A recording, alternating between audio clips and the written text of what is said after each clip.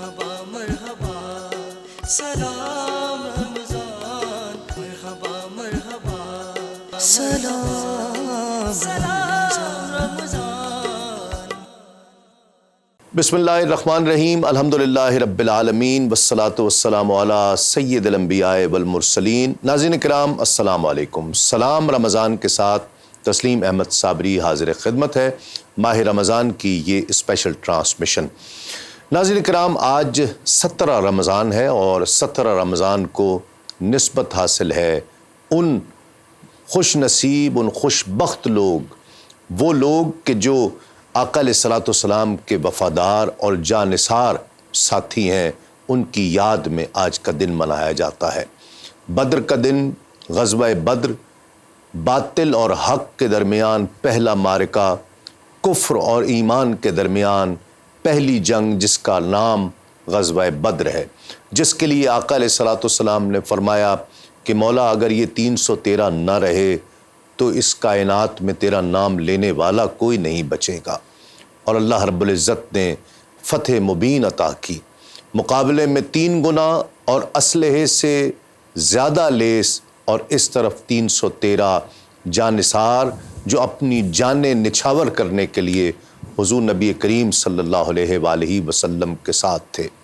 آج انہی کی یاد، انہی کا تذکرہ. خاص طور پر آج جس ٹاپک پر ہم بات کریں گے کہ غزوات میں بھی اور جنگوں میں بھی جو آقا علیہ الصلوۃ والسلام کا اخلاق ہے، وہ نہ اس سے پہلے چشم فلک نے دیکھا ہے، نہ اس کے بعد چشم فلک قیامت تک وہ نظارہ دیکھ سکے گی. لیکن بہرحال اخلاق کا ایک ایسا نمونہ، ایک ایسا معیار اور ایک ایسا دستور آقا علیہ الصلوۃ والسلام نے عطا فرمایا کہ اگر دشمن بھی ہے تو اس سے کس طرح سے مقابلہ کرنا ہے. بہرحال ایک ایسا موقع آتا ہے کہ جہاں پر خواہ وہ دشمن ہی ہو لیکن احترام انسانیت برقرار رہنا چاہیے ہے. غزوہ بدر کی روشنی میں آج ہم اس حوالے سے گفتگو کریں گے. ہمارے ساتھ تشریف فرما ہے بہت ممتاز علمی اور فکری شخصیت. آپ ان کی گفتگو کو بہت پسند فرما رہے ہیں، بہت ہمیں رسپانس آ رہا ہے کہ ڈاکٹر صاحب بڑی اچھی گفتگو کرتے ہیں. ہمارے ساتھ تشریف فرما ہے متعدد کتب کے آپ مصنف ہیں ڈاکٹر سعید احمد سعیدی صاحب. ڈاکٹر صاحب السلام علیکم. جی وعلیکم السلام. کیسے ہیں آپ؟ ٹھیک ہیں؟ خیریت؟ سب سے پہلے تو آج غزوہ بدر کا دن ہے، اس تعلق سے حق و باطل کا پہلا معرکہ. جی بسم اللہ الرحمن الرحیم. غزوہ بدر کو یوم الفرقان کہا گیا ہے. جی ہاں. یہ حق اور باطل کے درمیان فرق کا دن ہے، اور فرقان کا ایک معنی تو حق و باطل میں فرق بھی اس کا مفہوم ہے، اور ایک شخصی تشخص بھی ہے. جی ہاں. کہ جو بدر میں شریک ہوئے ان کا جو تشخص بنا اور جو ان کا مقام بنا، تو خواہش ہوتی تھی جب کبھی جنگیں ہوتی تھی کاش اس جنگ میں بدری صحابی شریک ہو. واہ واہ واہ. اور یہ ایک اس سے خاص مسلمانوں کا مورال بلند ہوتا تھا کہ اور یہ معیار سمجھا جاتا تھا کہ اتنا اخلاص والا انسان جس مارکے میں شریک ہوگا تو اللہ کی نصرت کا اترنا جو ہے وہ یقینی ہوگا. کیا بات. وہ ایک مرتبہ نہیں اتری، وہ جہاں جہاں بھی بدری صحابی جائے گا تو وہاں وہاں اللہ کی نصرت بھی ان کا طواف کرتے ہوئے جائے. واہ. ان کی برکت سے. ان کی برکت سے. واہ واہ. تو غزوہ بدر میں کافی سارے پہلو ہیں جو ہمارے سامنے آتے ہیں. ان کو اگر دیکھا جائے، ایک پہلو تو اخلاق کے حوالے سے ہے، اس کو مزید ڈیٹیل سے بھی ہم گفتگو کریں گے، اور دوسرا پہلو علم کے حوالے سے ہے، تیسرا پہلو عفو و درگزر کے حوالے سے ہے. تینوں پر ہم تھوڑی تھوڑی بات کر لیتے ہیں. جہاں تک اخلاق کی بات ہے اس کی ایک میں مثال دوں. حضرت حذیفہ بن یمان اور حضرت حسیل یہ کسی وجہ سے رہ گئے، چونکہ آپ کو پتہ ہے غزوہ بدر جو تھا وہ اچانک پیش آیا. وہ تو تجارتی قافلے کے لیے گئے تھے، تو وہ جنگ پیش آ گئی. یہ تو مسلط ہوئی تھی جنگ. اچھا، تو ان کو پتہ چلا تو یہ جب جا رہے تھے تو راستے میں مڈ بھیڑ ہو گئی یعنی کہ کفار قریش سے. ٹھیک ہے. تو انہوں نے روک لیا. انہوں نے پوچھا آپ کدھر جا رہے ہیں؟ بدر جا رہے ہیں. انہوں نے ٹال مٹول سے کام لیا. تو انہوں نے کہا اچھا آپ ہمارے ساتھ وعدہ کریں، اگر آپ بدر میں گئے تو جنگ میں شریک نہیں ہوں گے. اچھا. یہ عہد ہوا. اب یہ دونوں بچا بچو کے وہاں پہنچ گئے، اور بدر میں وہ موقع جہاں ایک فرد کی ضرورت ہے. جی ہاں. یہ سارا واقعہ بیان کیا تو نبی رحمت صلی اللہ علیہ وسلم نے فرمایا انصرفا، آپ میدان جنگ سے پیچھے رہیں، نفیلہم بعہدہم، ہم ان کے ساتھ آپ کا کیا ہوا وعدہ پورا کریں گے، اللہ، ونستعین اللہ علیہم، اور ان کے خلاف ہم اللہ سے مدد مانگیں گے۔ سبحان اللہ، کیا یعنی بات، آپ اندازہ لگائیں اخلاق کا ایسا معیار، یہ جو عام طور پر جہاں ایک ایک فرد کی ضرورت ہو۔ ہے آپ اس سے آپ اور میں اندازہ لگا سکتے ہیں، سوچ سکتے ہیں کہ کیا اخلاق کا معیار ہے، اور کیا ایک دنیا کو کسوٹی دے دی ہے کہ جو کہتے ہیں کہ جنگ اور محبت میں ہر چیز جائز ہے، یہ سارے کا سارا معیار جو ہے وہ الٹ کر رکھ دیا ہے۔ واہ، اور پھر یہاں پر ایک اور بات بھی میں عرض کر دوں کہ ایک تو یہ اخلاقی حوالے سے ہو گیا، دوسرا علمی حوالے سے۔ جی علمی حوالے سے جب قیدی بنا کر لائے گئے جی ہاں، تو اس میں ایک قیدی کا جو فدیہ تھا وہ 2000 سے 4000 درہم تھا، ٹھیک ہے، اور اس کی جو مالیت بنتی ہے وہ 2000 4000 درہم کی جو قیمت ہے وہ کم و بیش 30-40 بکریاں آتی تھیں اگر اس دور کے حساب سے نکالا جائے، ٹھیک ہے، ٹھیک ہے، تو 70 کے آپ حساب لگا لیں، یہ لاکھوں میں مالیت بنتی ہے، اور اس وقت مسلمانوں کو ایک ایک پائی کی ضرورت تھی۔ اور غیر متعصب مستشرقین نے بھی لکھا اور غیر مسلموں نے لکھا کہ دنیا کی واحد شخصیت ہیں جنہوں نے پیسے کے مقابلے میں علم کو ترجیح دی، کیا بات، سبحان اللہ، کہ ہمارے بچوں کو پڑھا ہمارے دو۔ بچوں کو۔ اچھا، تیسرا پہلو جو ہے یہ سیاسی پہلو ہے۔ سیاسی پہلو، سیاست میں جب بندہ آگے جاتا ہے، سیاست سے مراد ریاست جب بنتی ہے، اس کی بنیاد بنتی ہے، تو پہلے دلوں میں گھر کیا جاتا ہے۔ جی ہاں، حضرت موسیٰ ابن عمیر کے بھائی ہیں، وہ کہتے ہیں کہ صحابہ کرام کو رسول رحمت صلی اللہ علیہ وسلم نے فرمایا قیدیوں کا خیال رکھنا ہے، اور جو خود کھاؤ ان کو کھلانا ہے تم نے۔ اللہ اللہ، اور میں نے اپنی آنکھوں سے دیکھا کہ وہ کھجور کھا کے پانی پی کے گزارا کرتے تھے، اور روٹی جو ہے وہ ہمیں کھلاتے تھے، اللہ، اور اللہ کے محبوب صلی اللہ علیہ وسلم کے فرامین کی تعمیل ہوتی تھی۔ اور پھر اس کے ساتھ ساتھ آپ یہ بھی دیکھیں، نبی رحمت صلی اللہ علیہ وسلم نے سماجی حوالے سے جو ایک روایت چلی آ رہی تھی صدیوں سے، اس کو بدل کے رکھ دیا۔ جی ہاں، جو بھی جنگ ہوتی تھی اس میں جو قیدی ہوتے تھے یا وہ غلام بنا دیے جاتے تھے، پہلا آپشن تھا قتل کر دیے جاتے جی تھے، ہاں، جو بچ جاتے تھے وہ غلام بن جاتے تھے، عورتیں باندیاں بن جاتی تھیں، اور یہ حق سمجھا اور جاتا حق سمجھا جاتا تھا، اس لیے کہ کوئی جیل خانے نہیں تھے، کوئی باقاعدہ ایسی چیزیں نہیں تھی، تو خطرناک لوگوں کو چھوڑ دینا جو ہے وہ قرین انصاف بھی نہیں تھا، جی ہاں، نیچرل تھا۔ جی، تو نبی رحمت صلی اللہ علیہ وسلم نے مشورہ کیا، وہ قوم جو جن کے رگ و پے میں غلامی سرایت کر چکی تھی، ان سے پوچھا جاتا ہے جنہیں صحبت نبوی کے لمحات میسر آئے ہیں، اب وہ کیا جواب دیتے ہیں؟ ایک جواب آتا ہے ان سے فدیہ لے لیے جائے اور چھوڑ دیا جائے، واہ، دوسرے سے جواب آتا ہے، دوسرا کہتا ہے جی فدیہ بھی نہ لیا جائے۔ یہ بھی رائے آئی کہ جس کا رشتہ دار ہے وہ اس کو خود قتل کرے تاکہ یہ خطرہ نہ بنے، چونکہ جو اتنی دور سے چڑھ دوڑے ہیں، مدینے میں بھی سانس نہیں لینے دیا ہمیں، جی ہاں، تو اس کا حل یہ ہے۔ لیکن کسی ایک نے بھی یہ رائے نہیں دی کہ ان کو باندی یا غلام بنا لیا جائے اور انسانیت کی تذلیل کی۔ کیا بات، کیسا ذہن بنا دیا آقا علیہ الصلوۃ والسلام۔ عزت نفس کا خیال رکھا گیا۔ اچھا، یہ اخلاق کا یہ انداز تو کفار نے بھی نہیں دیکھا ہوگا نہیں، نا بالکل پہلے؟ نہیں دیکھا، بالکل، اور حیران تھے۔ اور جب وہ قید کیے گئے ہوں گے اس لمحے ان کا بھی خیال یہی ہوگا کہ ہم مارے جائیں گے، اب قتل کر دیے جائیں گے۔ بالکل ایسے ہے، اور یہ اسی وجہ سے تو وہ مسلمان ہوئے، جی ہاں، چونکہ جو دلوں کو فتح کر لے وہ فاتح زمانہ۔ جی ہاں، دنیا کیا کرتی ہے؟ دنیا زنجیروں کے ساتھ جکڑ کے سمجھتی ہے کہ شاید ہم نے فتح کر لیا ہے، لیکن ادھر تو اخلاق کی زنجیروں میں جکڑا جاتا ہے، اور تبسم کے ساتھ جو ہے وہ اپنا اسیر بنایا جاتا ہے۔ دلوں کو یوں کہیے کہ دلوں کو فتح کیا، دلوں میں جگہ بنائی، دلوں پر حکمرانی کی، تو خطے خود بخود جو ہے وہ قریب آتے گئے، قریب آتے گئے، خود بخود فتح ہوتے چلے گئے۔ ان کی محفل میں نصیر، ان کے تبسم کی قسم، واہ، دیکھتے رہ گئے ہم ہاتھ سے جانا دل کا۔ کیا بات، تو یہ والی کیفیت بنی۔ یہ دیکھیں نا، ثمامہ ابن اسال جی، ایک ریاست کے مالک ہیں، ایک قبیلے کے سربراہ ہیں، وہ قید ہو گئے، نبی رحمت صلی اللہ علیہ وسلم تشریف لے گئے، ثمامہ کیا حال ہے؟ تو بڑی سختی سے جواب دیا ثمامہ نے، اور مس بیہیو کیا کہ آپ اگر مجھے قتل کریں گے تو اس کا انجام بھیانک ہوگا، اور اگر مجھے چھوڑ دیں گے تو آپ کو معاوضہ اچھا ملے گا۔ جی ہاں، اچھا، ایک دن، دوسرے دن پھر پوچھا، تیسرے دن پھر پوچھا، ایک دن آپ تشریف لائے، فرمایا اس کو چھوڑ دو اور جانے دو ثمامہ۔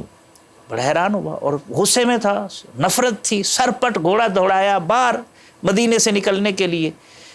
تو وہ جو اخلاق کی زنجیر تھی نا، اس نے اپنا بنا کے چھوڑ دیا. ہائے ہائے، کیا اسیری ہے، کیا رہائی ہے. واہ. انسان ہے نا، ضمیر تو اس کے اندر ہے. اسے مان خیال آیا کہ میں اتنا مس بہیو کرتا رہا، اتنی نفرت کرتا رہا، اور آگے سے اتنی محبت. یہ تو ہستی اور ہے. یہ ہستی اور ہے. وہ نہائے، صاف ستھرے ہو کر آئے جناب، اور کہا جی مجھے کلمہ پڑھائیں.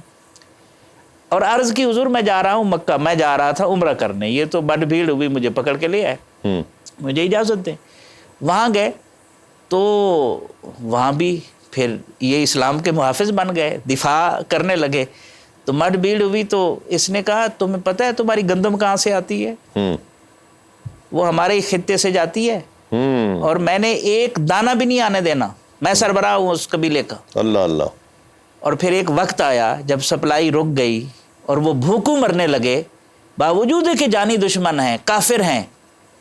ریکویسٹ کے لیے نبی رحمت صلی اللہ علیہ وسلم کے پاس ریکویسٹ آئی. آپ صلی اللہ علیہ وسلم نے ثمامہ کو پیغام بھجوایا کہ ثمامہ یہ نہیں کرنا. رزق تو اللہ رحمان نہیں روکتا مخلوق سے، تو رحمت للعالمین کیسے روک سکتا؟ واہ واہ واہ. تو یہ اخلاق. اور ویسے ایک اور بات بھی ذہن میں رہنی چاہیے. امام جرجانی نے خلق کی جو تعریف کی ہے، وہ کہتے ہیں الخلق عبارت عن حیات راسخۃ للنفس تصدر عنها الافعال بسہولۃ ویسر بغیر نظر الی فکر ورؤیۃ. کہ خلق ایک ایسی نفس کی کیفیت ہے، باطن کی ایسی راسخ کیفیت ہے کہ جس کے ہوتے ہوئے بغیر غور و فکر کے سہولت اور آسانی کے ساتھ افعال کا صدور ہو. ٹھیک ہے. جس طرح چشمہ پیاس بجھاتا ہے، ہوا آکسیجن بنتی ہے، روشنی نور بنتی ہے. مطلب کسی نے مجھے غلط بات کہی اور میں نے اپنے آپ کو ضبط کر کے اس کو کچھ نہیں کہا، تو اس کو غصے کا کنٹرول تو کہا جائے گا، اس کو خلق نہیں کہا جائے گا. جی ہاں. خلق تو فطرت ثانیہ بن جاتا ہے. جی ہاں. تو نبی رحمت صلی اللہ علیہ وسلم کے جتنے اعمال ہیں وہ اخلاق عالیہ کا ایسا معیار سیٹ کرتے ہیں واہ واہ کہ جنگوں کے اندر وہ معیار آپ نے قائم کر دیا کہ جو لوگ عام حالات میں بھی جس معیار کو قائم رکھنا ممکن نہیں ہو. جی ہاں، وہ اس کو رکھ ہی نہیں سکتے. پھر یہ کہا جائے کہ جی اسلام جو ہے وہ تلوار کے زور سے پھیلا ہے، تو جنگیں تو اکثر جو جنگیں ہیں وہ تو مسلط کی گئی. غزوہ بدر بھی جو ہے وہ حالات ایسے بن گئے تھے کہ مقابلہ کرنا ہے اب. اچھا، نبی رحمت صلی اللہ علیہ وسلم کا اخلاق تو بہت بالا ہے نا. میں حضرت ابو دجانہ کی مثال دوں. نبی رحمت صلی اللہ علیہ وسلم نے فرمایا یہ میری تلوار کا کون حق ادا کرے گا؟ غزوہ احد کا موقع ہے جی. تو جناب حضرت زبیر کی خواہش تھی جو عشرہ مبشرہ میں سے ہیں، لیکن نبی رحمت صلی اللہ علیہ وسلم خاموش رہے. حضرت ابو دجانہ آگے بڑھے تو آپ نے انہیں تلوار اپنی عطا فرمائی. اب رشک تھا حضرت زبیر کو. وہ کہتے ہیں میں مشاہدہ کرتا رہا کہ یہ جناب ابو دجانہ کیا کرتے ہیں، اور بڑے مٹک مٹک کے چل رہے ہیں. حضور بڑے خوش ہوئے، فرمایا ویسے تو اللہ کو یہ چال پسند نہیں ہے لیکن میدان جنگ میں پسند ہے. واہ. حضرت ابو دجانہ جس طرف بھی جاتے ہیں جناب تلوار چلتی ہے، کشتوں کے پشتے لگتے جاتے ہیں. اچانک کہتے ہیں کہ ایک جگہ پر عورتیں دف بجا رہی تھیں اور برنگیختہ کر رہی تھیں قریش مکہ کو. تو ابو دجانہ نے ایک عورت کے سر پر تلوار رکھی اور پھر پیچھے ہٹا لی، پھر چل دی. اچھا، جنگ میں تو سب کچھ جائز ہوتا تھا. جب جیسے ہی جنگ کے بادل چھٹے، میں نے جناب ابو دجانہ سے پوچھا یہ کیا راز تھا؟ کہنے لگے وہ ہندا آئی تھی ابو سفیان کی بیوی، تو میری زد میں تھی، میں نے تلوار سر پر رکھی، لیکن یہ کہہ کر میں نے اٹھا لی کہ واللہ انی اکرمت سیف رسول اللہ صلی اللہ علیہ وسلم لان اقتل بہ امرأۃ. مجھے اللہ کی قسم ہے یہ رسول اللہ صلی اللہ علیہ وسلم کی تلوار کا حیا ہے کہ میں اس کے ساتھ کسی عورت کو قتل کروں. کیا بات، سبحان اللہ. یعنی یہ وہ اخلاق کا معیار ہے کہ صرف نبی رحمت صلی اللہ علیہ وسلم میں نہیں بلکہ آپ کے غلاموں میں بھی وہ صفات جو ہے وہ آگے منتقل ہوں. جی ہاں. اچھا، ہم غزوہ بدر کے موقع پر بھی تو دیکھتے ہیں، تو ہم دو شہزادوں نے قتل کیا، واصل بجہنم کیا ابو جہل کو. اور ابو جہل نے انتہا کر دی، مخالفت کی، جان کا دشمن اس قدر ہوا کہ ہم سب کے سامنے ہے، اور وہیں قتل ہوا وہ. اس کے باوجود آقا علیہ الصلوۃ والسلام کا جو رویہ ہے وہ کیا ہے؟ دیکھیں نا، اس کے دو انتہائیں ہیں. ابو جہل نے جو کیا جی ہاں وہ اپنی جگہ پر ہے. اب جو اس نے کر دیا تھا، دیکھیں نا زبان سے نکلے ہوئے لفظ واپس نہیں آتے. جی ہاں. اس کا جو کردار ڈیولپ ہو گیا تھا بغض میں، وہ تو بہت آگے چلا گیا تھا نا. جی ہاں. کسی نے پوچھا نا آپ کو شک ہے یہ سچے نبی نہیں ہے؟ اس نے کہا جی مجھے یقین ہے یہ سچے نبی ہیں، لیکن ساری چیزیں بنو ہاشم تو نہ لے جائیں نا. اسے باوجود ہے کہ حق تھا، لیکن یعنی شک نہیں تھا، وہ جانتا تھا، لیکن بغض میں، جی ہاں، حسد میں وہ آگے چلا گیا. جی ہاں. ابو جہل کو تو قتل کر دیا معاذ اور معوذ نے، جی جس طرح بھی کیا، وہ تو ایک پورا روح پرور واقعہ ہے. جی ہاں. جناب عبد الرحمن ابن عوف کہتے ہیں کہ میں بڑا حیران تھا کہ میرے دائیں بائیں جو ہے بڑوں شاہ سواروں کی بجائے لڑکے ہیں، بچے ہیں، تو میں بڑا حیران تھا. تو اچانک ایک نے مجھ سے پوچھا ایسے دامن پکڑ کے کہ ابو جہل کون تھا؟ ابو جہل کون؟ واہ واہ واہ. تھوڑی دیر گزری، دوسرے نے آ کر پوچھا، تو میں نے اشارہ کیا، وہ رجز پڑھتے ہوئے آ رہا تھا، ظاہر ہے ان کا سپہ سالار تھا. تو وہ شاہین کی طرح جھپٹے اور اس کو گرا دیا بچوں نے. پھر اس کا سر قلم کیا حضرت عبداللہ ابن مسعود نے، اور ابو جہل نے اس وقت کہا کہ سر تھوڑا سا نیچے سے کر کے کاٹے تاکہ جہاں پڑا ہو تو پتہ چلے سردار کا سر پڑا ہوا ہے. اللہ اتنا اکبر. بڑا تکبر، توبہ. اپنی امت کا فرعون قرار دیا نبی رحمت صلی اللہ علیہ وسلم نے. تو خیر وہ بچے دونوں بھاگے ہوئے رسول اللہ صلی اللہ علیہ وسلم کے پاس گئے خوشی خوشی. وہ سمجھے کہ اس واصل جہنم یہ ہو گیا. تو حضور صلی اللہ علیہ وسلم کو ہر ایک کہنے لگا حضور میں نے قتل کیا ہے اس کو. یہ محبت ہے نا، نظر رحمت ہے، دعائیں لینی ہے. تو رسول اللہ صلی اللہ علیہ وسلم نے پوچھا کیا تم نے اپنی تلواریں صاف کر لی ہیں؟ تو انہوں نے کہا نہیں، تلواریں اتنی تو فرصت ہی نہیں تھی، بس اس کو گرایا اور پھر حضور کے پاس پہنچ گئے. اچھا خیر، تو آپ صلی اللہ علیہ وسلم نے تلواریں دیکھیں تو فرمایا تم دونوں نے قتل کیا. واہ. دونوں نے قتل کیا. واہ. اچھا یہ تو ابو جہل کا رویہ تھا، وہ تو واصل جہنم ہوا. ابو جہل کا بیٹا اکرمہ، یہ تو دشمنی نسلوں میں منتقل ہوتی تھی عربوں میں، 50 سال جنگیں رہتی تھی، 100 سال، بالکل، اور کئی نسلیں جو ہے اس آگ میں جلتی رہتی تھی. لیکن اکرمہ ہے، جب مکہ فتح ہو گیا، عفو عام کا اعلان ہوا، دشمن اسلام نمبر 1 کا بیٹا، اور وہ بھی نمبر 1 دشمن اسلام، جی وہ بھاگ گیا. اس کی بیوی نے مشورہ دیا اسے، اکرمہ پیغمبر اسلام صلی اللہ علیہ وسلم نے سب کو معاف کر دیا ہے، تو تم بھی چلے جاؤ، تمہیں بھی معاف کر دیا ہے. تو وہ کہنے لگا تو میرے ساتھ رہ کے لگتا ہے تنگ آ چکی ہے، تو چاہتی ہے میرا سر میرے جسم پر سلامت نہ رہے. میں عمر ابن حشام ابو جہل کا بیٹا ہوں، سب کو معافی مل سکتی ہے، مجھے نہیں مل سکتی. تو ابو اکرمہ کی بیوی کہنے لگی، ابو جہل کی جو تھی کیا کہتے ہیں بہو، کہنے لگی کہ جتنے بے مروت تم ہو اکرمہ، اتنا اللہ کا رسول نہیں ہو سکتا کبھی. اللہ، آبزرویشن دیکھے اس کی. اللہ اکبر. اچھا اکرمہ بھاگ گیا، تو یہ رسول اللہ صلی اللہ علیہ وسلم کے پاس آئی، کہنے لگی یا رسول اللہ صلی اللہ علیہ وسلم، یہ جو عفو عام کا اعلان ہے کیا یہ اکرمہ کے لیے بھی ہے؟ آپ نے فرمایا ہاں اکرمہ کے لیے بھی ہے. اور پھر دوڑی. ہوا یہ خدا کی قدرت کہ اکرمہ کو بھی تھوڑا تھوڑا احساس ہونا شروع ہو گیا. اللہ کا نظام ہے نا، حدیث پاک ہے دل رحمان کی 2 انگلیوں کے درمیان. جی ہاں. وہ کشتی میں سوار ہو گیا، جو وقت مقرر تھا، کشتی میں سوار ہو گیا، وہ بھاگا جا رہا ہے. اچھا طوفان آیا، تو اس نے وہاں ارادہ کیا کہ اگر میں بچ گیا تو پھر میں محمد پر ایمان لے آؤں صلی اللہ علیہ وسلم. یعنی یہ اس کے ذہن میں بات آئی. قدرتی طوفان سے وہ بچ گیا، وہ کشتی ساحل مراد پر آ گئی، واپس آ گئی. ادھر سے اکرمہ کی بیوی پہنچ گئی اور اس نے خوشخبری سنائی، یہ جا کے مسلمان ہوئے، اور یہ اکرمہ پھر اسلام کے راستے میں لڑتے ہوئے شہید ہوتے. واہ. اچھا دوسری مثال اس حوالے سے بڑی دلچسپ ہے، وہ صفوان ابن امیہ کی ہے. امیہ بن خلف ابو جہل کے لیول کا، وہ بھی دشمن اسلام، جو حضرت بلال پر ظلم کرتا تھا.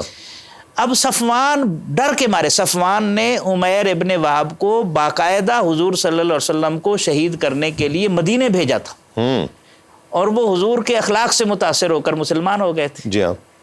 وہ جب پہنچے تو حضور صلی اللہ علیہ وسلم نے فرمایا، پکڑ کر لائے گئے تو پوچھا کس نیت سے آئے ہو؟ اس نے کہا جی بس میں ویسے آیا ہوں. آپ نے فرمایا وہ جو تیری صفوان کے ساتھ بات چیت ہوئی ہے وہ کیا؟ سبحان اللہ. وہ وہیں مسلمان ہو گئے. اب رشتہ داری تھی، خون تھا. جیسے عفو عام کا اعلان ہوا، آ گئے حضور صلی اللہ علیہ وسلم کی بارگاہ میں، حضور یہ معافی کا اعلان صفوان کے لیے بھی ہے؟ آپ نے فرمایا ہاں اس کے لیے بھی. عرض کیا حضور وہ تو بھاگ گیا ہے جدہ والی سائڈ پر، وہ تو نہیں مانے گا، کوئی نشانی نہیں عطا فرماتے. آپ نے اپنی دستار عزت اتار کر دے دی کہ یہ بتاؤ، لے جاؤ اور صفوان کو بتاؤ کہ محمد رسول اللہ صلی اللہ علیہ وسلم نے تجھے بھی معاف کر دی. کیا بات. اچھا وہ اس پر بھی ابھی وہ آیا، اس کی ٹون دیکھیں آپ، حیران ہوتا ہے آدمی کے اخلاق کا کیا معیار ہے جناب. وہ آیا کہنے لگا آپ نے سنا ہے عمیر کہہ رہا ہے مجھے بھی معاف کر دیا؟ آپ نے فرمایا کر دیا، سب کو معاف کر. اچھا لیکن ابھی میں ایمان نہیں لاؤں گا، مجھے 2 مہینے چاہیے، میں غور و فکر کروں گا. یعنی اکڑ دیکھیں آپ. کیا بات. تو رسول اللہ صلی اللہ علیہ وسلم نے فرمایا تو 2 مہینے کہتا ہے، تم 4 مہینے لے لو. لیکن اپنے ساتھ رکھا، تعلق رکھا. چونکہ غلط فہمیاں دوری کی وجہ سے پیدا ہوتی ہے نا. پھر اس سے محبت کا تعلق کیسے رکھا کہ حنین کا غزوہ ہوا تو اس سے آپ نے اسلحہ ادھار لیا. تعلق ڈیولپ رہا نا. جی ہاں. اب وہ جنگ میں وہ بھی دیکھنے کے لیے منظر گیا ہوا تھا. اچھا وہ وہاں گیا تو جب مال غنیمت تقسیم ہو رہا تھا تو صفوان کے دل میں بھی خیال آیا کہ اتنا مال غنیمت. حالانکہ وہ امیر باپ کا بیٹا تھا، اسے کسی چیز کی کمی نہیں تھی، لیکن خلق الانسان حلوہ، انسان حریص پیدا کیا گیا ہے. وہ بول اٹھا یا محمد صلی اللہ علیہ وسلم مجھے بھی عطا فرمائی. آپ نے دیکھا، فرمایا صفوان یہ 2 پہاڑوں کے درمیان ریوڑ دیکھ رہے ہو؟ اس نے دیکھ رہا ہوں، یہ سارے تیرے ہیں، لے جاؤ. اللہ. وہاں سے دل پھرا پھر صفوان کا نا. کیا بات. دل کیا پھرا؟ پھر وہ بلند آواز سے کہتے ہوئے جا رہے تھے کہ لوگوں محمد پر ایمان لے آؤ، وہ اتنا عطا کرتے ہیں کہ پھر تنگ دستی کا بھی ڈر نہیں رہتا. سبحان اللہ. اچھا بنیادی جو فرق ہے، یعنی جب سے کائنات بنی ہے اور آج تک ہم جنگوں کو دیکھ رہے ہیں تو وہ اخلاق اس میں اس طرح سے نظر نہیں آتا.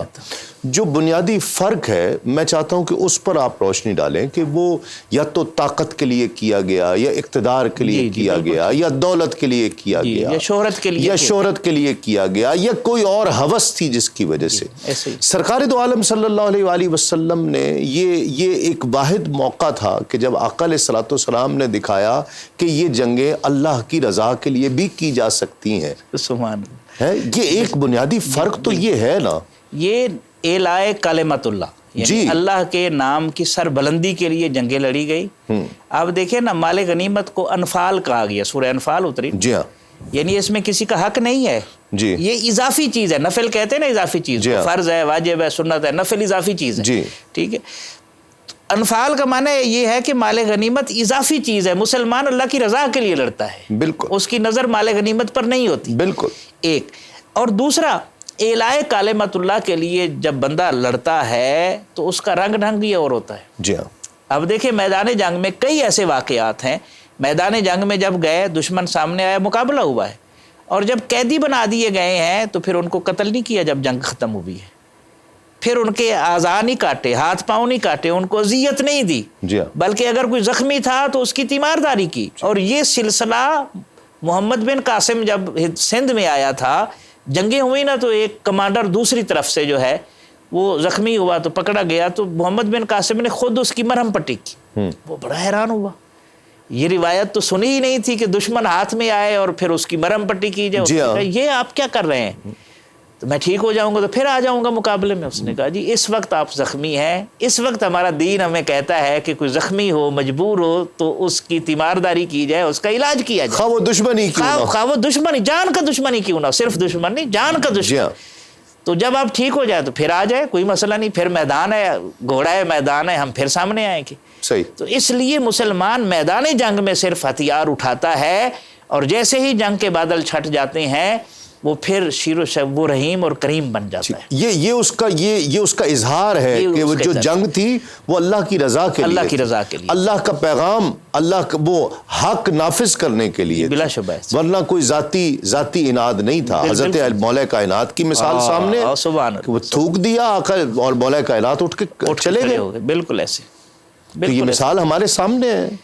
اس طرح کی کئی مثالیں، مطلب حضرت مولا کائنات تو یہ بہت بڑی مثال ہے نا. جی ہاں. علامہ نے کہا نا، ہر کے در آفاق گردد بو تراب، باز گردانت ز مغرب آفتاب. بو تراب کا کیا معنی ہے؟ مٹی کا باپ. جی. تو مٹی کے باپ سے کیا مراد ہے؟ اقبال کہتے ہیں مٹی کا باپ اسے کہا جاتا ہے جو اپنے نفس کو فتح کر لے، جو اپنے جسم کو فتح کر لے. جی ہاں. اور جو اپنے جسم کو فتح کر لیتا ہے پھر اس کے لیے مغرب میں ڈوبا ہوا سورج بھی واپس لوٹایا جا سکتا ہے. واہ واہ واہ. صحابہ کرام جو حضور صلی اللہ علیہ وسلم کی تربیت یافتہ ہیں نا، سارے کے سارے. جی ہاں. تو اہل بیت اور صحابہ کرام حضور کی تربیت یافتہ ہیں، تو اس لیے ان میں جو رنگ آیا ہے اسی لیے تو ایک بدری ہوتا تھا تو پورے کا پورا مارکا وہ جیت کر آتے تھے اس اخلاص اور ان آداب کی وجہ سے. صحیح. اب جس طرح ہم یہ جو عام طور پر کہا جاتا ہے، اگر میں موجودہ حالات کی طرف اس کو اختتام میں ہم اس کو کنکلوڈ کریں، موجودہ حالات میں ایک تو یہ بات کہی جاتی ہے کہ یہ مسلمانوں پر الزام لگایا جاتا ہے کہ اسلام تلوار کے زور پر پھیلا. یقیناً یہ کم علمی ہے یا تعصب ہے، ہم یہ ڈسکس کر چکے ہوئے ہیں کہ یہ کیا ہے. نہیں معلوم کہ آقا علیہ الصلوۃ والسلام کی سیرت کیا ہے. اب ہم غیر مسلموں کی جنگوں میں یہ جو پچھلے گزشتہ 100 سالوں یا 200 سالوں میں جنگیں ہوئی ہیں، اس میں ہم ان کا اخلاق دیکھیں تو وہ ہمیں کس طرح سے نظر آتا ہے. جہاں موقع ملا وہاں پر آپ نے ایٹمی جو بم ہے، فرضی کیمیائی ہتھیاروں کی بنیاد پر پورے کا پورا عراق برباد کر دیا نا ایٹمی. اور پھر اب میں چاہتا ہوں اس پر روشنی ڈال دیجئے آخر میں. جو وائرس اب کہا گیا نا کہ جو آنے والی جنگیں ہیں یہ گولہ بارود سے نہیں ہوں گی بلکہ وائرسز کے ذریعے سے ہوں گی. ایسے ہی وائرس پھیلا دو، دوسرے ملک کو بیمار کر کے تباہ و برباد کر دو، مار دو، ختم کر دو.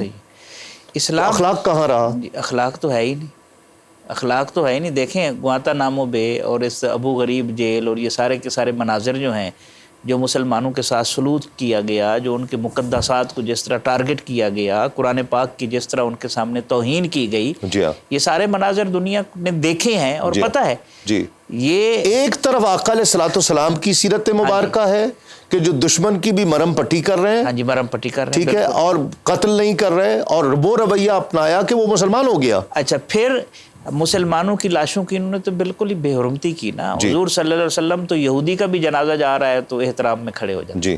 اور صحابی کہتے ہیں کہ یہ حضور یہودی ہے، آپ نے فرمایا یہ مرنے والا انسان نہیں تھا. جی بالکل. یہ ایک معیار دیا. تو اس لیے نبی رحمت صلی اللہ علیہ وسلم کا جو دیا ہوا معیار ہے وہ تو انسانیت ہے نا. نئی جنگیں وائرسز کے تھرو ہوں گی.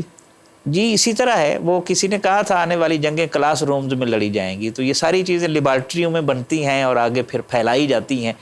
قرآن جو رسول رحمت صلی اللہ علیہ وسلم نے جو ہمیں سبق دیا ہے، دو چیزیں ہیں. آیت ہے قرآن پاک کی کہ ہم نے بنی اسرائیل پر یہ فرض کیا تھا کہ جو ایک انسان کو قتل کرے گا وہ پوری انسانیت کا قاتل شمار ہوگا، جو ایک انسان کی زندگی بچائے گا وہ پوری انسانیت کا مسیحا شمار ہوگا. اللہ اکبر. اور نبی رحمت صلی اللہ علیہ وسلم نے فرمایا اگر ساری دنیا بھی مل کر کسی صاحب ایمان کے قتل میں ملوث ہو جائے تو اللہ تعالیٰ سب کو اوندھے منہ جہنم میں سبحان جو ہے اللہ وہ ڈال دے گا. کیا بات. تو اس لیے کسی انسان کے قتل میں یا کسی صاحب ایمان کے قتل میں ساری دنیا بھی ملوث ہو جائے تو اس کی سزا یہ ہے کہ اسے جہنم میں ڈال دیا جائے. آخری جو 1-2 منٹ ہے عقیدے کی بات جو ہے وہ میرے ذہن میں آ گئی، میں وہ آپ سے سوال کر لوں. جب اگلا دن تھا تو آقا علیہ الصلوۃ والسلام فرما رہے تھے، صحابہ نے پوچھا کہ یا رسول اللہ کیا یہ سنتے ہیں؟ حضور صلی اللہ علیہ وسلم نے اس میں دو چیزیں ہیں. پہلے تو ایک دن پہلے آپ نے پہلے ہی نشان لگا دیے کہ یہ فلاں کا مسئلہ ہے، فلاں مرے گا، فلاں مرے گا، فلاں مرے گا. جب یہ ہو گیا تو نبی رحمت صلی اللہ علیہ وسلم کے غلام کہتے ہیں ہم نے اگلے دن دیکھا تو کوئی 1 انچ کا بھی فرق نہیں. واہ واہ واہ. جو جہاں نشان لگایا تھا وہیں وہ پڑے ہوئے تھے جہاں نشاندہی فرمائی تھی. سبحان اللہ. پھر حضور صلی اللہ علیہ وسلم نے ان سے خطاب فرمایا کہ اللہ نے جو ہمارے ساتھ وعدہ کیا تھا ہم نے تو اسے پا لیا سچا، جو تمہارے ساتھ ہوا ہے اذیت کا، عذاب کا، تم نے کیسا پایا؟ حضرت عمر وہاں بول اٹھے یا رسول اللہ صلی اللہ علیہ وسلم یہ تو مڈ ہے، سارا علیحدہ ہے، دھڑ علیحدہ ہے، یہ سنتے ہیں، ختم ہو گئے، ختم ہو گئے، مٹ گئے، جیسے مر کے مٹی ہو گئے، پہلے عقیدہ تھا. اچھا آپ صلی اللہ علیہ وسلم نے فرمایا تم ان سے زیادہ نہیں سن سکتے. ہائے ہائے ہائے. یہ لفظ ہیں مان تم بے اسماء تم ان سے زیادہ نہیں سن سکتے. وہ سن رہے ہیں لیکن جواب دینے کی انہیں اجازت نہیں ہے. اللہ. ٹھیک ہے. تو اس لیے ویسے بھی انسان ختم تھوڑی ہوتا ہے. دیکھیں نا انسان عالم ارواح سے چلا ہے، یہ عالم دنیا ہے، عالم دنیا ہے، پھر عالم برزخ ہے، پھر عالم حشر ہے. جی ہاں. دیکھیں نا ایک آدمی نے 100 قتل کیے ہیں اور ایک آدمی بے گناہ قتل کیا گیا ہے. اگر زندگی ہی خاتمہ ہے تو پھر دونوں میں انصاف کیسے ہوگا؟ جی ہاں. اس لیے علامہ نے کہا تھا موت کو سمجھے ہیں غافل اختتام زندگی ہے، یہ شام زندگی صبح دوام زندگی. اس زندگی کی شام ہے اگلے آنے والے زندگی کی ایسی صبح ہے جس کے اوپر کبھی شام نہیں آئے گی۔ اس پر تو ہم انشاءاللہ اس پر گفتگو کریں گے، وہ جو روح کا سفر ہے اس پر انشاءاللہ ہم ایک الگ پروگرام کریں گے، اور وہ بڑا دلچسپ پروگرام ہوگا ناظرین، کہ جس میں روح کہاں سے چلی ہے، کہاں وہ جسم کے ساتھ ملتی ہے، کہاں جسم کو چھوڑ جاتی ہے، پھر وہ آگے کہاں جاتی ہے، اور بدروح کیا ہوتی ہے، اس پر انشاءاللہ ایک پروگرام کریں گے۔ ڈاکٹر صاحب بہت شکریہ، بڑی شاندار، اور آج کے دن اتنا تقدس مآب دن ہے، آج ان جانثار وفادار آقا علیہ الصلوۃ والسلام کے ان وفادار ساتھیوں کا ذکر ہے کہ جو سابقون الاولون کے عہدے پر، اس منصب پر فائز ہوئے ہیں، جنہوں نے بدر میں حق کی جانب سے باطل سے مقابلہ کیا ہے، اور کچھ بھی پاس نہیں ہے، صرف اللہ رب العزت کی رحمت پر یقین رکھتے ہوئے، اور آقا علیہ الصلوۃ والسلام کی ذات پر یقین رکھتے ہوئے آقا علیہ الصلوۃ والسلام کی بارگاہ میں اپنی جانوں کے نذرانے لے کر پیش ہو گئے تھے، ان کا ذکر ہے آج۔ اللہ کریم ان کے درجات میں مزید بلندیاں اور مزید رفعتیں عطا فرمائے۔ بہت شکریہ ڈاکٹر صاحب، آپ تشریف لائے۔ ناظرین کرام، ایک مختصر سا وقفے کے بعد انشاءاللہ سنہری بات اور ثنا خاں انشاءاللہ ہمارے ساتھ ہوں گے۔ لوٹتے ہیں اس یقین کے ساتھ آپ کہیں نہیں جائیں گے۔ مرحبا مرحبا سلام رمضان، مرحبا مرحبا سلام رمضان۔ ناظرین خوش آمدید، آپ پروگرام دیکھ رہے ہیں سلام رمضان تسلیم صابری کے ساتھ، اور وقت ہے سنہری بات کا۔ اور آج کی سنہری بات ایک روایت ہے، آپ نے بشر حافی کا نام سنا ہوگا، رحمت اللہ تعالی علیہ، اللہ کے بڑے برگزیدہ بندے، اللہ کے ولی گزرے ہیں، اور بڑے بلند پایا، بلند مقام کے حامل آپ شخصیت تھے۔ لیکن جب تک تبدیلی نہیں آئی تھی، جب تک اللہ رب العزت نے اپنا دوست نہیں بنایا تھا، اس وقت شراب اتنی پیا کرتے کہ ہر وقت شراب کے نشے میں مست رہا کرتے تھے۔ ایک مرتبہ شراب کے نشے کی حالت میں ہی بالکل بدمستی کے عالم میں گزر رہے تھے، واپس آ رہے تھے شراب خانے سے کہ آپ نے ایک کاغذ کا ٹکڑا پڑا ہوا دیکھا۔ جب اس ٹکڑے کو اٹھایا تو اس پر اللہ کا نام لکھا ہوا تھا، بسم اللہ الرحمن الرحیم۔ کوئی کاغذ کا ٹکڑا پھینک گیا تھا، آپ کو اچھا نہیں لگا کہ اللہ کا نام ہے اور زمین پر پڑا ہے، آپ نے اسے اٹھایا، اسے چوما، جا کر بازار سے عطر خریدا اور اسے عطر سے پاک کر کے، صاف کر کے، خوشبو لگا کر اسے ایک بلند مقام پر رکھ دیا۔ رب کو بشر حافی کی یہ ادا اتنی پسند آئی کہ ایک بزرگ کے خواب میں ایک بزرگ آئے اور کہا کہ رب تعالیٰ یہ حکم دیتا ہے کہ جا کر رب کا پیغام بشر حافی کو سناؤ کہ تمہارے لیے رب کا پیغام ہے کہ جس طرح تم نے رب کے نام کو عزت اور تعظیم دی ہے، اللہ تمہیں عزت دے گا اور اتنی بلندی عطا کرے گا کہ سب تمہارا نام لیں گے۔ وہ بزرگ حیران ہوئے کہ بشر حافی تو ایک شرابی ہے، فاسق و فاجر ہے، ہر وقت شراب کے نشے میں بدمست رہتا ہے، تو یہ پیغام کیسے ہو سکتا ہے؟ جھٹلا دیا، پھر خواب میں وہی پیغام دیکھا تو اسے تلاش کرنے کے لیے، بشر حافی کو تلاش کرنے کے لیے نکلے۔ کسی نے بتایا کہ وہ شراب خانے میں ہے، وہاں پہنچ گئے، پیغام پہنچایا کہ بشر حافی کو بتاؤ کہ رب کا پیغام لے کر آیا ہوں، جلدی سے آ جاؤ۔ بشر حافی باہر آئے، رب تعالیٰ کا پیغام دیا کہ اللہ رب العزت نے کا پیغام آیا ہے، حق کا پیغام آیا ہے کہ تم نے اللہ کے نام کو عزت دی ہے، اللہ تمہیں عزت دے گا اور دونوں جہانوں کی عزت عطا فرمائے گا۔ بس یہ سننا تھا، رب کا پیغام پہنچنا تھا کہ بشر حافی کی آنکھوں سے آنسو روا ہو گئے، زاروں قطار رونے لگے، دل کی دنیا تبدیل ہو گئی، ننگے پیر رہا کرتے۔ رب کی ولایت جب ملی تو پھر جوتے نہیں پہنے۔ حافی کہتے ہی اسے ہیں جو ننگے پاؤں چلتا ہے، جو ننگے پاؤں رہتا ہے۔ آپ ننگے پاؤں چلا کرتے تھے۔ کسی نے پوچھا کہ بشر کیوں ننگے پاؤں رہتے ہو؟ چپل پہنا کرو، جوتے پہنا کرو، پاؤں خراب ہو گئے۔ روتے تھے، فرماتے تھے کہ رب نے فرمایا ہے کہ زمین ہم نے تمہارا بچھونا بنا دیا ہے، یہ ادب کے خلاف ہے کہ میں چپل پہن کر جوتے پہن کر اس پر چلوں۔ نام ہی حافی پڑ گیا ننگے پاؤں چلنے والا، اور اللہ رب العزت نے وہ قدر و منزلت عطا کی، اپنی ولایت کا وہ مقام عطا کیا کہ چوپائے بھی ادب کیا کرتے تھے، اور اس خطے میں جہاں بشر حافی چلا کرتے وہاں پر چوپائے گندگی نہیں کیا کرتے تھے، گوبر نہیں کیا کرتے تھے۔ انہیں بھی علم تھا، انہیں بھی پتہ تھا کہ اللہ کا نیک بندہ ہے جو ننگے پاؤں چلتا ہے۔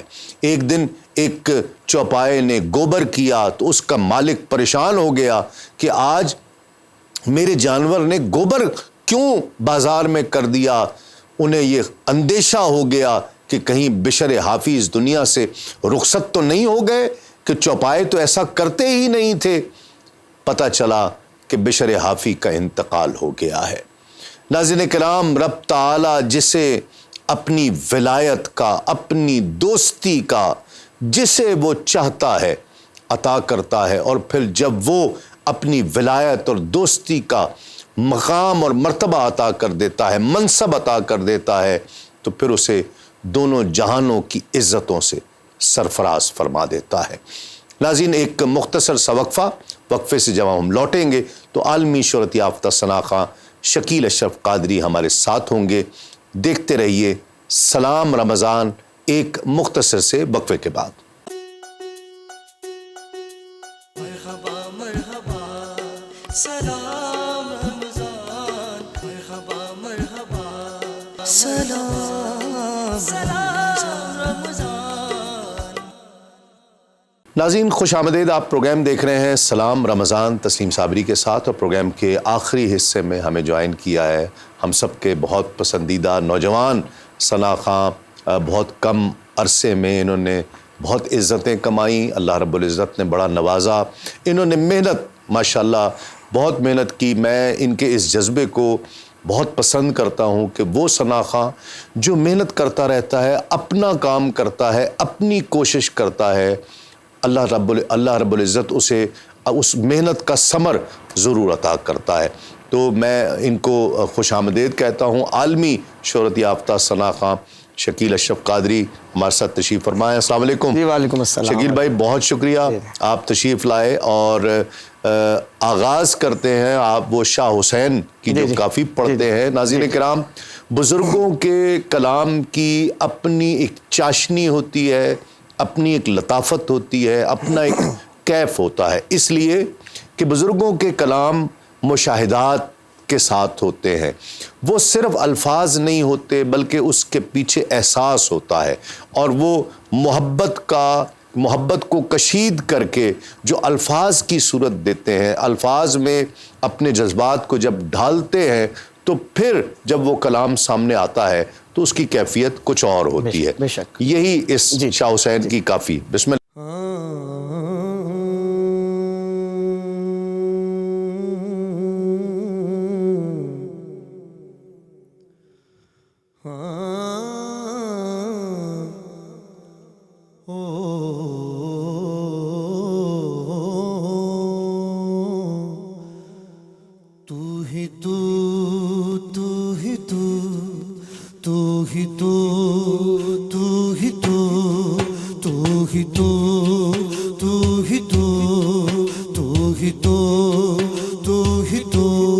ربا میرے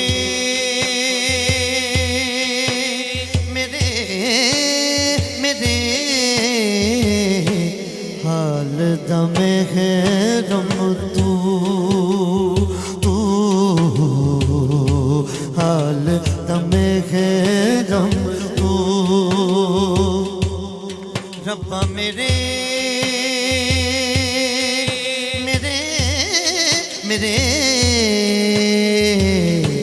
حال دم ہے رم تو حال دم ہے رم تو حال دم ہے رم تو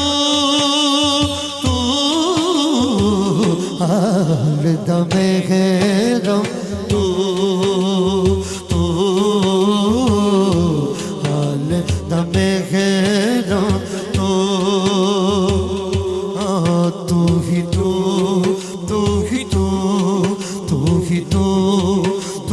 تو ہی تو ہی تو ہی تو ہی تو اندر تو باہر تو اندر تو باہر تو روم روم وچ تو حال دمے غیرم تو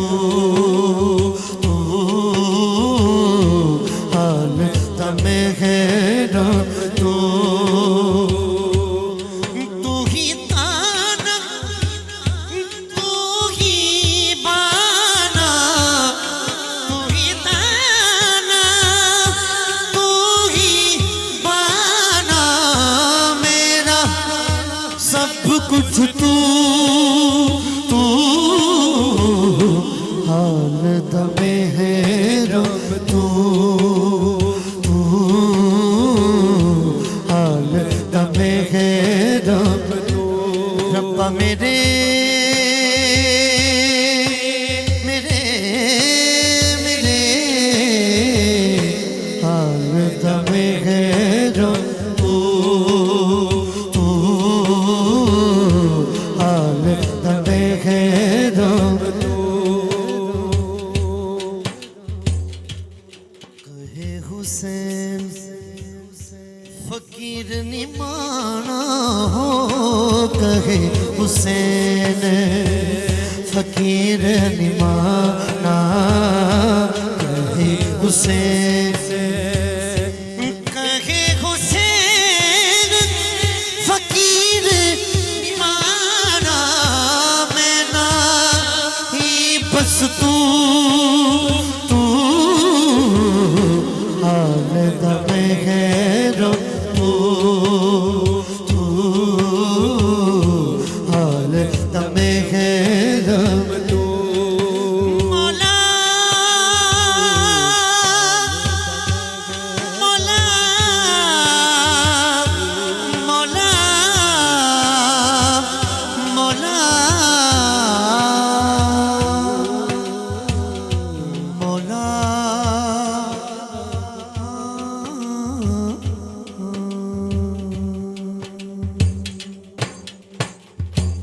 سبحان اللہ، ماشاءاللہ، جیتے رہیں۔ اور شکیل اشرف کا ایک کلام بہت مشہور ہوا، بہت لوگوں نے سنا، بہت دیکھا، اور محفلوں میں بھی بہت سنا جاتا ہے، والی کونین دا، اس کے چند اشعار۔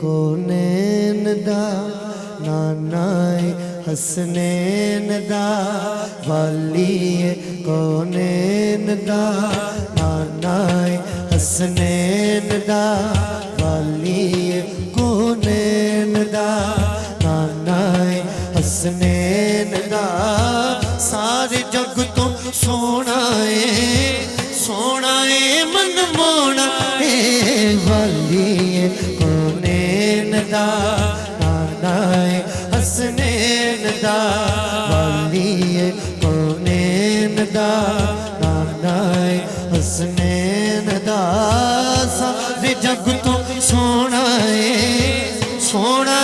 من مونا ہے والی کونین دا نانائے حسنین دا پکارو یا رسول اللہ محمد یا حبیب اللہ یا رسول اللہ محمد یا حبیب اللہ یا رسول اللہ محمد یا حبیب اللہ، او ساری نسل نورانی، یہ آقا دی ساری نسل نورانی، یہ مدنی دی ساری نسل نورانی، یہ سونے اتو وار دیئے جیتیوں جوید جانی، سونے اتو وار دیئے جیتیوں جوید جانی، سونے اتو وار دیئے جیتیوں جوید جانی، تاجدار ختم نبوت زندہ باد زندہ باد، تاجدار ختم نبوت زندہ باد زندہ باد، زندہ باد زندہ باد، زندہ باد زندہ باد۔ میرا دل کرتا ہے تسلیم بھائی، جب تک میری جان میں جان ہے، میں جہاں پہ بھی جاؤں میں یہی صدا دیتا رہوں، پگاں والیو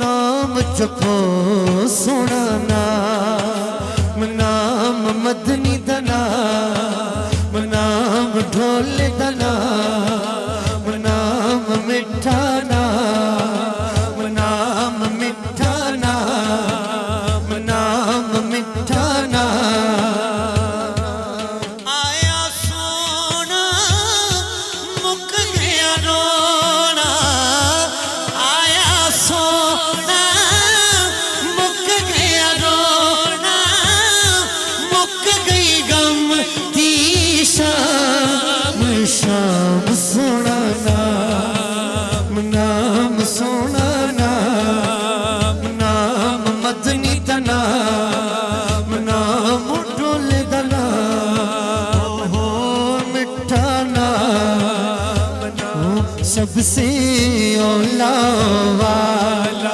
ہمارا نبی، سب سے اولا والا ہمارا نبی، سب سے والا والا، سب سے والا والا، سب سے والا والا ہمارا نبی، اپنے مولا کا پیارا ہمارا نبی، دونوں عالم کا دولہ، دونوں عالم کا دولہ، دونوں عالم کا دولہ ہمارا نبی، اور کون دیتا کہ دل کو منہ چاہیے،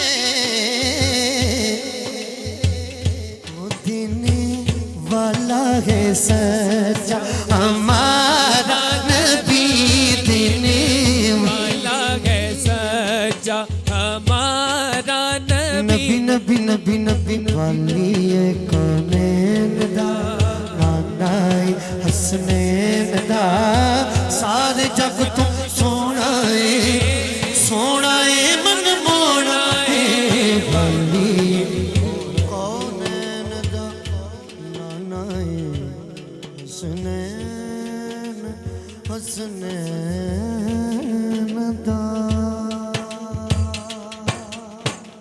بہت خوب، ماشاءاللہ، زندہ باد، ماشاءاللہ۔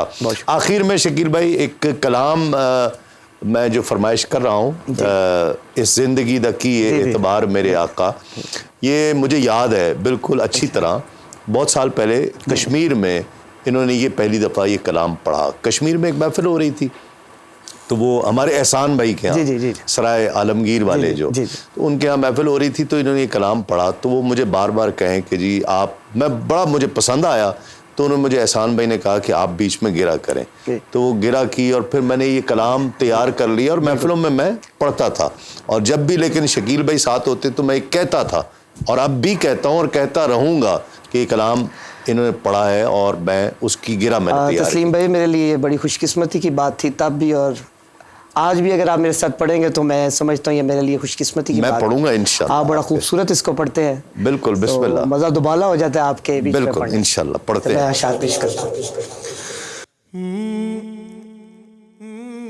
اس زندگی دا کیے اعتبار میرے آقا, اس زندگی دا کیے اعتبار میرے آقا, اس زندگی دا کیے اعتبار میرے آقا. او مینوں سد لے مدینے ایک بار میرے آقا, اس زندگی دا کیے اعتبار میرے آقا. مینوں سد لے مدینے ایک بار میرے آقا, اس زندگی دا کیے اعتبار میرے آقا, اس زندگی دا کیے اعتبار میرے آقا. مدینے والے آقا, مدینے والے آقا, آہ مدینے والے آقا, مدینے والے آقا, مدینے والے آقا, مدینے والے آقا. اس زندگی دا کیے اعتبار میرے آقا, اس زندگی دا کیے اعتبار. بسم اللہ. اس زندگی دا کیے اعتبار میرے آقا, اس زندگی دا کیے یا گنبد خضرا دستائے روزے دی جالی دستی, یا گنبد خضرا دستائے اسی جدر نظراں کرنے آ, بس شہر مدینہ دستا میرے آقا. مدینے والے آقا, مدینے والے آقا, آہ مدینے والے آقا, مدینے والے آقا, مدینے والے آقا, مدینے والے آقا. اس زندگی دا کیے اعتبار میرے آقا, اس زندگی دا کیے اعتبار میرے آقا. پلے پہ گیا ہے رونا, سارے مک گئے نے خاصے, ہر پاسے نے ہنیرے ہون جاواں کیڑے پاسے, ہر پاسے نے ہنیرے ہون جاواں کیڑے پاسے, ہر پاسے نے ہنیرے ہون جاواں کیڑے پاسے. او میرے لکھاں دیاں بیڑیاں نوں تار میرے آقا, اس زندگی دا کیے اعتبار میرے آقا. او میرے لکھاں دیاں بیڑیاں نوں تار میرے آقا, اس زندگی دا کیے اعتبار میرے آقا, اس زندگی دا کیے. نہ نیر بگایا پڑھتی ہے, نہ درد سنایا پڑھتی ہے, نہ نیر بگایا پڑھتی ہے, نہ درد سنایا پڑھتی ہے. اللہ دیا سونیا محبوبہ گل تیرے بنایا پڑھتی ہے. زندگی دا کیے اعتبار میرے آقا. مدینے والے آقا, مدینے والے آقا, مدینے والے آقا, مدینے والے آقا, مدینے والے آقا, مدینے والے آقا. اس زندگی دا کیے اعتبار میرے آقا. مونڈیاں تے چل دیے درداں دی لوئی, تیرے در باجو دکھیاں دا آسرا نہیں کوئی, تیرے در باجو دکھیاں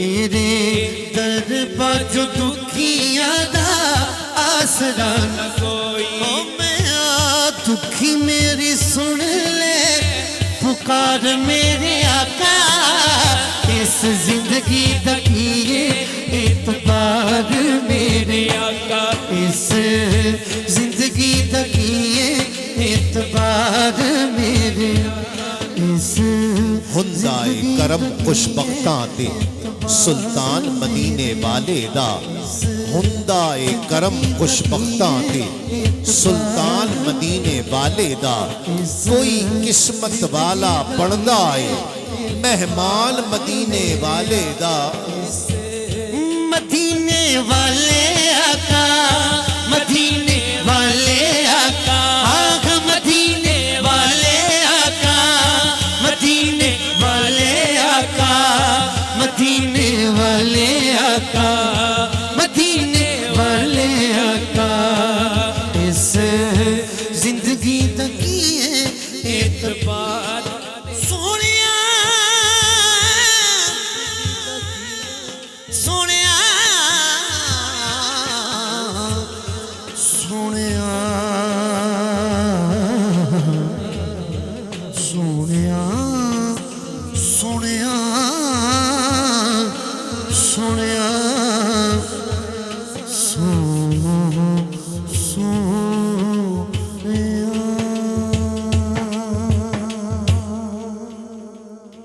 سکون ملے گا تبھی جب مدینے جاؤں گا سکون ملے گا تبھی جب مدینے جاؤں گا سوال یہ ہے کہ میں کب مدینے جاؤں گا سب کی حاضری ہو بہت شکریہ شکیل بھائی بہت خوبصورت پڑھا آپ نے اللہ تعالیٰ آپ کو مزید آپ عزت کا بھی بہت شکریہ آپ نے ایک دفعہ پھر مجھے یاد کیا بڑی محبت ٹرانسمیشن آپ میں بڑی محبت ناظرین کرام آج کے لیے اتنا ہی دیکھتے رہیے سلام رمضان تسنیم صابری کے ساتھ انشاءاللہ کل آپ سے پھر ایک مرتبہ اسی چینل پر اسی ٹائم ملاقات ہوگی دیکھتے رہیے زیادہ سے زیادہ شیئر کیجئے تسنیم صابری کو اجازت دیجئے السلام علیکم تسلیمات مرحبا مرحبا سلام رمضان مرحبا مرحبا سلام سلام